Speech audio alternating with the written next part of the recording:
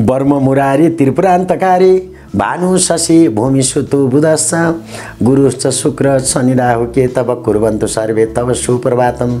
आदरणीय दर्शकवृन्द, म ज्योतिष ठाकुर प्रसाद त्रिपाठी। 2082 साल समस्त दर्शक वर्गहरूमा मङ्गलमय शुभकामना।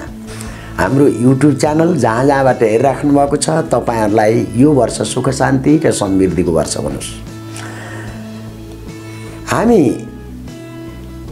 यो कार्यक्रममा 2082 साल मकर राशिका जातकहरूको लागि कस्तो अवस्था चलेको छ, के छ भन्ने विषयमा लिएर आएका छौं।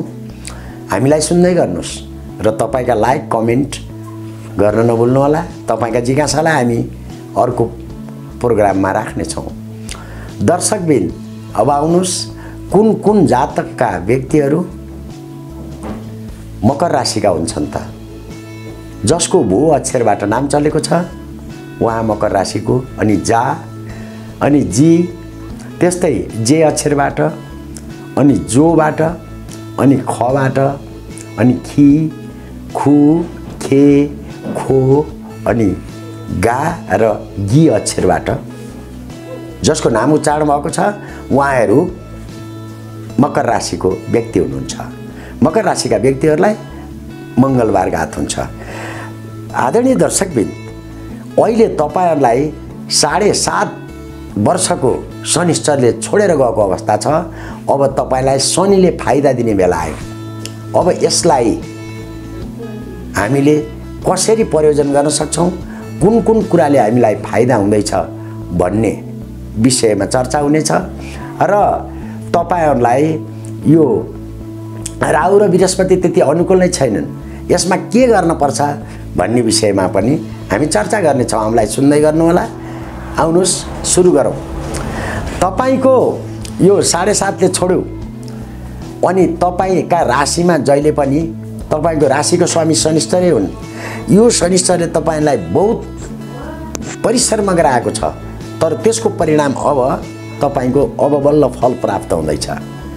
किनभने तपाईको शनिश्चरले जब कुम्भ राशि मकर राशिमा छोडेर कुम्भ राशिमा प्रवेश गरिरहँदा अब तपाईको यो जुन 7.5 हो त्यो गइसक्यो।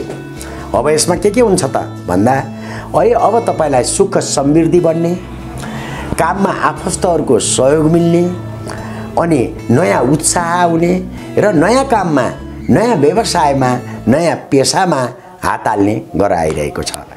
तपाईको यो साँच्चै भन्दा यो बेला भाग्य उदयको बेला हो र तपाईलाई यो बेला नयाँ उद्योग खोल्ने अवसर आइरहेको छ।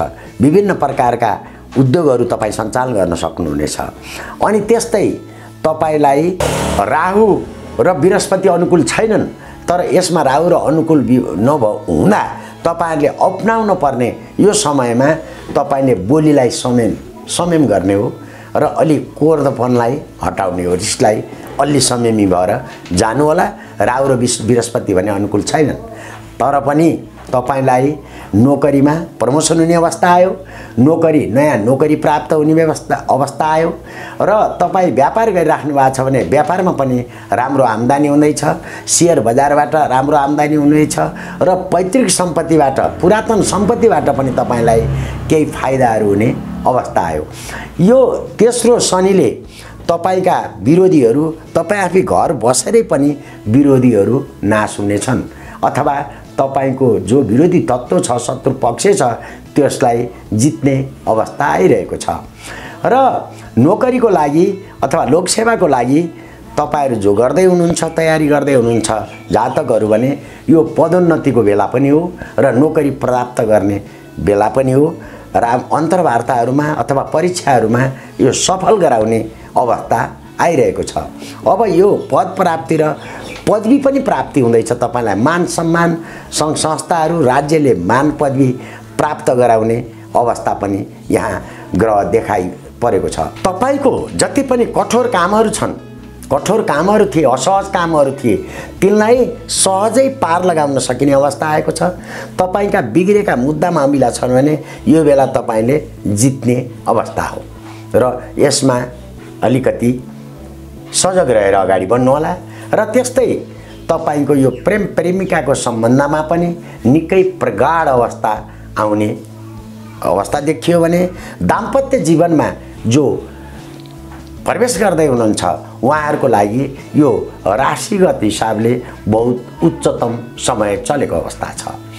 र अब तपाईहरूको बौद्धिक क्षेत्रबाट मान प्रतिष्ठाहरू प्राप्त गर्ने अवस्था आइरहेको छ र तपाईँको कठोर कार्यमा पनि सफलता प्राप्त गर्ने कुरा यो 82 साल यस्तो भएर ग्रह गोचर उपस्थित भएका छन्।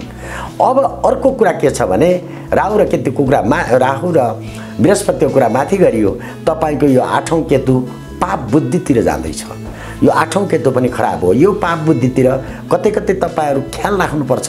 तपाईँलाई इजी मनी आउने अथवा कसैले फस्याउने अवस्था हुनसक्छ र 8औं केतुको अवस्था भनेको तपाईँलाई कुनै खानेकुरामा विषाक्त पर्न सक्छ। अनि त्यस्तै हजुरहरूलाई यो कुनै चिजले कोप्ने अथवा कुनै नङ्ग्रा हुने वस्तुहरूले टोक्न सक्छन्। नङ्ग्रा हुने वस्तुहरूबाट ख्याल राख्नु पर्यो। र तपाईँको अरू समय सामान्यतया मकर राशिको लागि यो बेला राम्रो चलेको छ। र तपाईँहरूका यो उत्तम महिना कुन हुन् त? के गर्दा काम हुन्छ भन्दा तपाईँको सालभरिका महिनाहरूमा अति सर्वश्रेष्ठ महिना भनेको कार्तिक महिना छ। यसमा शेयर बजारका कामहरू, जमिन खरिद बिक्रीका कामहरू, अनि त्यस्तै नयाँ शेयर बजारमा राख्ने कुराहरू र त्यस्तै हजुरले यो नयाँ उद्योग खुल्ने कुराहरूमा कार्तिक महिनामा राम्रोसँग सञ्चालन गर्न हुन्छ। पौष महिना पनि अति उत्तम महिना चलेर आयो। तपाईँको आर्थिक उन्नतिको अवस्था छ। यसमा पर्ने परीक्षाहरूमा तपाईँ मेहनत गर्नुहोस्, आफ्नो सफल प्राप्त हुने अवस्था छ। चैतमा तपाईँलाई आफूभन्दा बडाहरूले, आफूभन्दा ठुलाहरूबाट आर्थिक लाभ र अन्य व्यवसाय र अन्य तरिकाबाट पनि चैत महिनाबाट तपाईँलाई आम्दानीको स्रोत बढ्ने अवस्था देखिएको छ। समग्रमा हेर्दा 2082 साल मकर राशिका व्यक्तिहरूको लागि राम्रो देखिएको छ। ख्याल गर्ने कुरामा तपाईँहरू ख्याल गर्नुहोला। राहु र बृहस्पतिलाई अनुकूल बनाउनको लागि राहुको लागि विशेष त शिवको आराधना गर्नुहोस्। बृहस्पतिको लागि अनुकूल नहुँदा तपाईँ भगवान विष्णुको आराधना गर्नुहोस्। त्यस्तै केतुको लागि भैरवहरूको आराधना गर्नुहोस् अथवा अनि त्यस्तै शिवजीको आराधना गर्नुहोस्। पक्का पनि तपाईँको यो समय राम्रो भएर जानेछ। शुभ रहोस्। हस्, नमस्कार।